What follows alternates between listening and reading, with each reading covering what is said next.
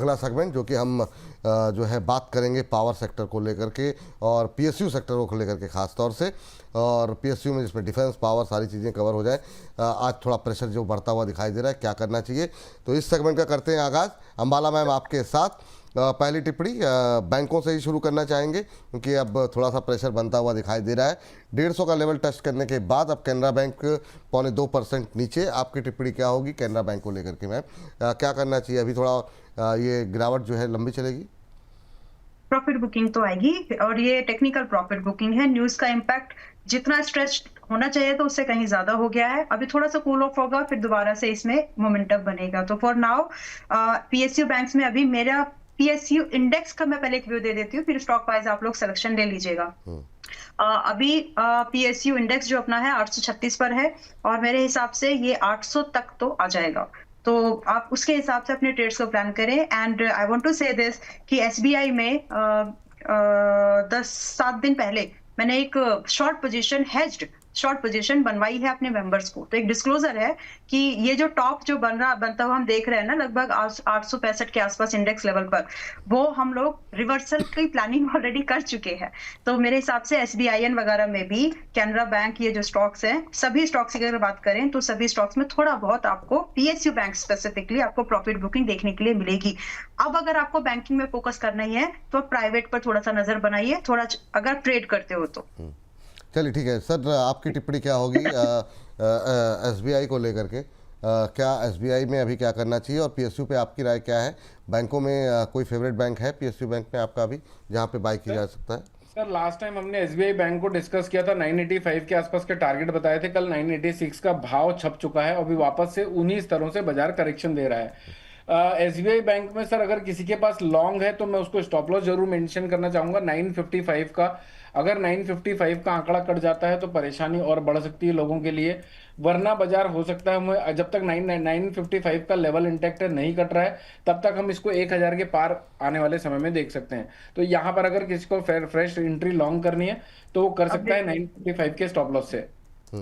तो एसबीआई के अलावा कोई बैंक है सर जो आपकी निगाह में हो? अंबाला मैम आपको कोई पीएसयू अच्छा लग रहा है? अच्छा, आप प्राइवेट की तरफ जा रही है ना? पहले अमित सर आपका कोई है bank favourite? Sir SBI bank अभी बढ़िया लग रहा है। ठीक है, 1000 प्लस के टारगेट दिख रहे हैं, बढ़िया है काउंटर, अभी कोई दिक्कत नहीं। 3-4% के गेन के लिए एंट्री कर सकते हैं 2% के स्टॉप लॉस से। चलिए अंबाला मैम क्या बोल रही थी आप? मैं थोड़ा सा मैं डिप में खरीदना चाहूंगी वापस से। अभी डिप वाला मूवमेंट चलेगा हफ्ते 2 हफ्ते। ठीक है मैम। चलिए, तो ये बात तो हो गई कैनरा बैंक को लेकर के, एसबीआई को लेकर के। आगे अगर समय बचेगा तो और भी लेवल्स जो है हम डिस्कस करेंगे। एक जरा पीएनबी देख लीजिए जरा, पीएनबी, उसके बाद से फिर दूसरे सेक्टर पे जाएं क्योंकि यहाँ पर भी काफ़ी ज़्यादा क्वेरीज यहाँ पर रही हैं। और उसके बाद जरा थोड़ी सी पावर की बात करते हैं क्योंकि ओवरऑल पीएसयू थीम पे बात कर रहे हैं। पहले मैम पीएनबी। तो देखिए पीएनबी मैंने रेकमेंड किया था 105-110 पर, टारगेट पूरे हो गए जो दिए थे। अभी यहाँ से कूल ऑफ ये भी होगा। मैंने इसीलिए पहले इंडेक्स का डिस्कशन किया है। विपुल जी, इंडेक्स बता रहा है कि हम थोड़े से कूल ऑफ होंगे पीएसयू बैंकिंग सेक्टर में। तो थोड़ा सा स्टॉक का स्पेसिफिक कंट्रीब्यूशन कहाँ से आएगा? स्टॉक से आएगा। तो सारे ही बैंक मुझे फिलहाल के लिए थोड़े करेक्टिव मोड पर लगते हैं, जो कि एक हेल्दी टेक्निकल पुलबैक मूवमेंट आपको देगा फ्रेश लॉन्ग्स के लिए। तो तैयारी में रहिए, फिलहाल मत खरीदिए। पीएनबी आपको वापस खरीदना चाहिए 115 के आसपास। चलिए, इस बीच जो है ये बात यहाँ पर निकल के आई है और इसके बाद जरा पावर पे बात कर लेते हैं। अमित सर, आप जरा देखिए अभी जो है इरेडा पे क्या व्यू आपका निकल करके आ रहा है? ये फंस गया है क्या? अभी लंबा समय लगेगा? आज फिर 1.25% 1.5% नीचे 144 145। मैम आप पावर ग्रिड निकाल लीजिएगा तब तक। क्या टिप्पणी रहेगी आपके लिए अमित सर? सर 114 रुपये 75 पैसे के आसपास का भाव चल रहा है मुझे। सर अगर ये 140 रुपए का स्तर काट देता है तो तकलीफें और बढ़ सकती है, वरना 150 152 तक का पुलबैक हमें आने वाले समय में देखने को मिल सकता है। किसी को अगर एंट्री लॉन्ग करनी है तो 142 रुपए के आसपास का अच्छा लेवल है। 140 रुपए के नीचे स्टॉप लॉस से 142 रुपए के आसपास खरीदना चाहिए। 148 150 रुपए के पोटेंशियल टारगेट 1 या 2 दिनों में दिख सकते हैं। अच्छा, ये बात है। मैम पावर ग्रिड में क्या लग रहा है? और हाँ, तब तक आप अमित सर एक जरा नज़रिया एक लेकर के रखिएगा, पावर में कोई पीएसयू में अच्छा है आपकी नज़र में या नहीं? बहुत सारे सवाल रहते हैं, IREDA, NHPC, power grid, REC, PFC, ma'am आपकी टिप्पणी पहले तो जानना चाहेंगे पावर ग्रिड पे, और कहीं कोई निगाह है या अभी इस सेक्टर को अब दूर बना करके चलनी चाहिए दूरी? अगर इन बिटवीन कोई ऐसा स्टॉक आता है तो मैं वहां पर जीआरसी हमने डिस्कस किया था, मस्टॉक किया था पिछले सेशंस में, तो वो अभी भी वो ठीक तो ठाक। डिफेंस में आ गया, वो अभी हम बात करेंगे आगे। पीएसयू, हाँ, तो वो ठीक पीएसयू ठाक में है अगर मतलब। हम पावर में कोई अगर नज़र है आपकी तो बताइएगा, पहले जरा पावर ग्रिड पे बता दीजिए। तो पावर ग्रिड अभी 276 पर है, 263 should be the stop loss. Target आप एक्सपेक्ट कर सकते हो यहाँ पर 284, 284 और 290। तो ये short term swing trade target है, अगर आप इसको चेज करना चाहे तो एक बार ट्राई जरूर कर सकते हैं। 263 का स्टॉप लॉस है। चलिए, गिरते बाजार में कुछ तो आ रहा है। मैम एनटीपीसी पे कुछ जान आएगी क्या? और एनटीपीसी ग्रीन की नहीं, ग्रीन नहीं, नॉर्मल एनटीपीसी बताइए जरा। और अच्छा। सर जरा आप ये बताइए कि आपको आरईसी पे एक तो व्यू दे दीजिए, और आपका पसंदीदा शेयर भी बता दीजिए अगर है तो, नहीं है तो कोई बात नहीं जी मैम। हाँ, देखिए अभी एनटीपीसी में फिलहाल मेरा बाइंग का व्यू नहीं है। यहाँ पर मैं ज्यादा कंफर्टेबल रहूंगी इसको बाइंग रिकमेंडेशन या बाइंग के व्यू बनाने में 310, 305 पर, अभी 325 पर है। सो आई वुड सजेस्ट कि आप यहाँ पे पैसा लगा के वेट करो, अच्छे भाव का ही वेट कर लीजिए, भाव को भाव दीजिए ताकि अच्छा भाव आपको मिल सके। तो 305, 310 is the better price to buy. अभी थोड़ा वेट करना बनता है, वेट कर लीजिए। टारगेट अगर उसके बाद की भी बात करें क्या टारगेट मिलेंगे, तो इट विल स्टार्ट विथ 330 से लेकर के 340, 50 तक के भाव होंगे, बट प्राइस आने को ही टाइम है, तो अभी वेट करना is much better. REC Limited अगर अभी हम जी आप कंप्लीट कर लीजिए। यस, आरईसी अगर हम देखें तो 358, 350 की इस रेंज में जो ये अभी है, ये खरीदने लायक है। अगर आप कुछ ऐसा ढूंढ रहे हैं जहां पर आज की डेट में हम बाइंग का व्यू बना करके चल सकते हैं क्या, तो इसके जवाब में आरईसी है, जो कि आपको छोटे रिस्क पर एक अच्छे रिवॉर्ड की पोटेंशियल दिखा रहा है। तो 340 रुपए का स्टॉप लॉस रखो, 358 रुपए पर है, खरीद सकते हैं। और जो टारगेट है 380 से लेकर के हम लोग यहाँ पर 395 रुपए के टारगेट को चेज कर सकते हैं। टाइम रखिए लगभग 7 से 8 हफ्ते का। 7 से 8 हफ्ते का समय जो है यहाँ पर रखने की सलाह जो है यहाँ पर दी जा रही है। अमित सर आपकी टिप्पणी आरईसी? सर आरईसी सारा पावर सेक्टर ना, मीन सारा ये सेक्टर जो फंसा हुआ है एक रेंज पर, और सिर्फ मुझे ऐसा लगता है कि अगले 1 से 1.5 महीने तक के लिए स्विंग ट्रेड्स की ही अपॉर्चुनिटी है। कहीं कोई बड़े सेटअप नहीं दिख रहे कि यहाँ से बाजार ताबड़तोड़ बहुत भाग जाएंगे या फिर टूट जाएंगे।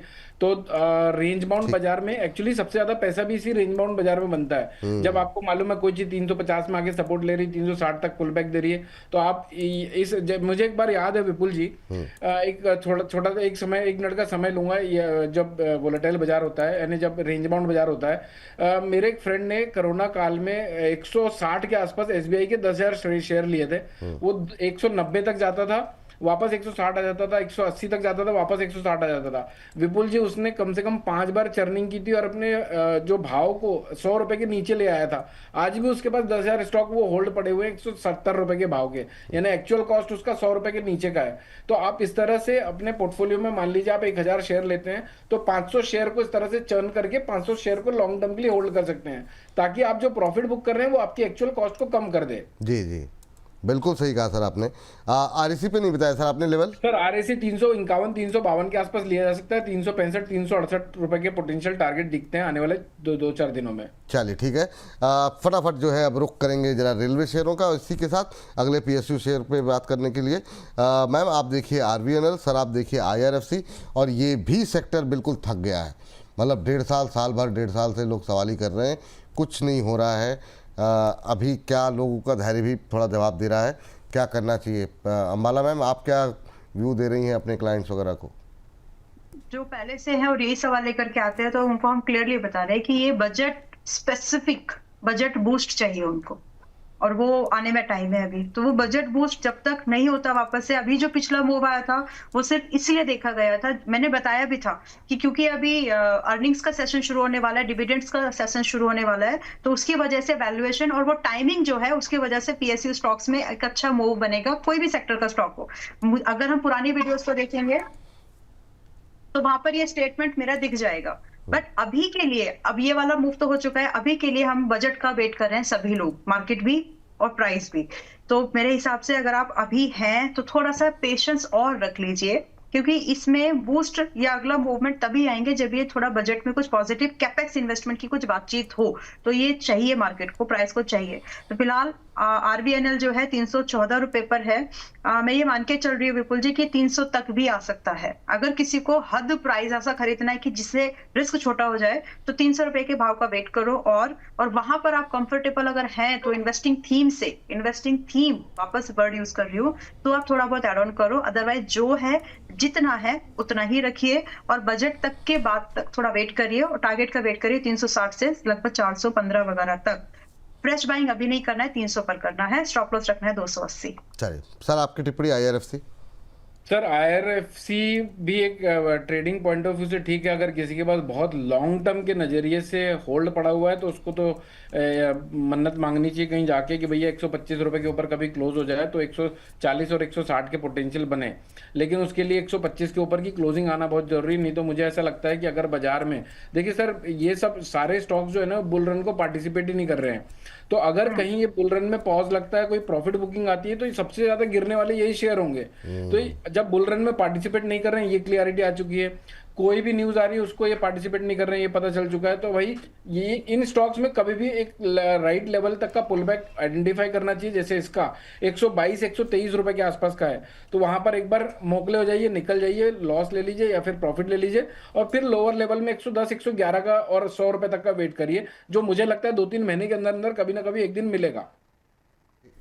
चलिए ठीक है, ये बात जो है रेलवे को लेकर के निकल के आई है, तो इस पे रखिए नज़र। लेकिन इस बीच हमारे एक दर्शक गोदावरी पावर पे जाना चाह रहे हैं, ये भी एक PSU स्टॉक से। मैम जरा आप देख लीजिए गोदावरी पावर, काफ़ी दिन से लगातार ये गिर रहा है। एक अच्छी रैली दिखाने के बाद बीते 1 महीने में 4.5% के आसपास का करेक्शन आया है। अभी क्या करना चाहिए गोदावरी पावर में? देखिए GPIL को अभी भी अगर अमित जी ने ठीक बोला है कि इसमें पार्टिसिपेशन उस लेवल का नहीं आया, लेकिन ये एक स्टॉक ऐसा था जिसने कि अच्छा खासा पार्टिसिपेशन इस अपसाइड के मूवमेंट में किया। जुलाई से लेकर के अभी तक 180 पे था, लगभग 280 का छलांग मार करके आया है, और अभी करेक्टिव मूव पर है। फ्रेश बाइंग अगर करना है तो this is really not the right time. आप इसमें अच्छी बाइंग लेने की कोशिश करो, अगेन भाव को सही भाव दो। तो मेरे हिसाब से 225 230 पर आ सकता है, वहां पर खरीदार बनने की कोशिश करिए। स्टॉप लॉस रखिए 205 रुपए का, टारगेट एक्सपेक्टेशन रखिए 250 ऑनवर्ड्स, 250 से तो शुरू होंगे, लेकिन समय सीमा क्या है, पेशेंस जो चेक हो रहे हैं, समय सीमा क्या है। आपको जब आप 220-30 पर लेंगे इसको, तो आपको उसके बाद भी 6 महीने का समय देना पड़ेगा। अब ये भाव आते आते हो सकता है कि आपको 2 हफ्ते का टाइम लगे, तो वेट कर लीजिए। चलिए वेट कर लीजिए। और इसी के साथ एक टिप्पणी और, इरकॉन पे जरा व्यू दे दीजिए सर आप यहाँ पर कि क्या करना चाहिए। सर आपकी टिप्पणी अमित सर जरा बताइए। सर इरकॉन भी मुझे अभी तो करेक्टिव फेज में ही लग रहा है, इसमें भी अगर कोई बाउंस बैक मिलता है तो एक बार एग्जिट कर जाना चाहिए। अभी 163 रुपये 15 पैसे के आसपास चल रहा है। मुझे लगता है कि 155 रुपये 153 रुपये ऑन द वे है, तो अगर आप लोग किसी को भी 170 रुपये के आसपास 168 रुपये के आसपास अगर मिलता है तो वहां पर एक बार एग्जिट प्लान कर लीजिए, और 150 145 के बीच में फ्रेश एंट्री लॉन्ग प्लान करना चाहिए। जब बात यहाँ पर है, चूंकि अब समय की समाप्ति हो रही है इस सेगमेंट के लिए, तो जरा आप लोगों के मन पसंदीदा, चूंकि एक सेगमेंट ऐसा है जिस पर हम लोग अक्सर बात करते रहते हैं, वो है PSU की बात हो रही है, तो डिफेंस कैसे छोड़ दें। अमित सर आप भी देख लीजिए, डिफेंस में एक अच्छी रैली के बाद जो अब थोड़ा सा कंसोलिडेशन देखने को मिल रहा है, करंट लेवल पे कहाँ खरीदारी के मौके हैं। मैम अभी आप कुछ नाम ले रही थी, मैं चाहूँगा लेवल्स के साथ जरा उस पर आप अगर प्रकाश डाल सकें, जो आपने अपने क्लाइंट्स को भी अगर दिया हो तो, और अगर कुछ अलग कुछ जुदा हमारे दर्शकों को भी आप अगर दे सकें तो। देखिए GRSC है जो आज भी 2800 पे, कल भी बात हुई थी कि 2850 के आसपास ही है, बहुत ज्यादा महंगा नहीं है, तो आज भी इसमें आप ही के शो पर इसको शेयर किया है। हाँ, तो इसमें 2600 का स्टॉप लॉस लगाइए, एंड करंट भाव पर इसमें लेने की कोशिश अभी भी की जा सकती है, जिसमें कि 3050 से लेकर के 3200 तक के भाव मिल सकते हैं। ये PSU थीम में तो है, लेकिन इसका जो ये जो स्टॉक है ना, ये किन्हीं और रीजन से भागते हैं डिफेंस वाले, तो वो वाले रीजन बन रहे हैं आसपास। तो एक तो ये स्टॉक हो गया है। दूसरा एक स्टॉक हम लोग मजडॉक, मैंने कल डिस्कस किया था, हम मजडॉक में भी आज एक डिप है, इसको चाहे तो ले सकते हैं, कोशिश कर सकते हैं। 2700-2800 पर कल मैंने बोला था, और उसी रेंज में ही आज भी है, नो बिग चेंज।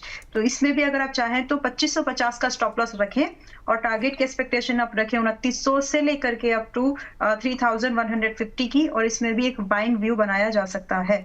बाकी तो 2 स्टॉक्स हैं ऑलरेडी, पारस एंड आइडिया फोर्ज, जो मैं ऑलरेडी बता चुकी हूँ, but Paras is in my personal holdings. Paras, अच्छा मैम, हर बार जो है ना नए दर्शक जुड़ते हैं तो मैं ज़्यादा जाते जाते आपसे जानना चाहूँगा, एक बार जरा जो लोग आपके पोर्टफोलियो में है, टारगेट क्या बताया आपने? मैं वेट कर रही हूँ, मैं 800 का और 900 रुपए का। 800 पर देखूंगी कि कुछ क्या बन रहा है, मल्टीपल्स कितने जा रहे हैं वगैरह वगैरह, प्रॉफिट कितना है कंपनी में year on year, quarter on quarter. तो 800 का भाव मैं चेज कर रही हूँ और मैं 900 रुपए के टारगेट को भी देख रही हूँ। 3 से 6 महीने का व्यू में लेकर के चल रही हूँ।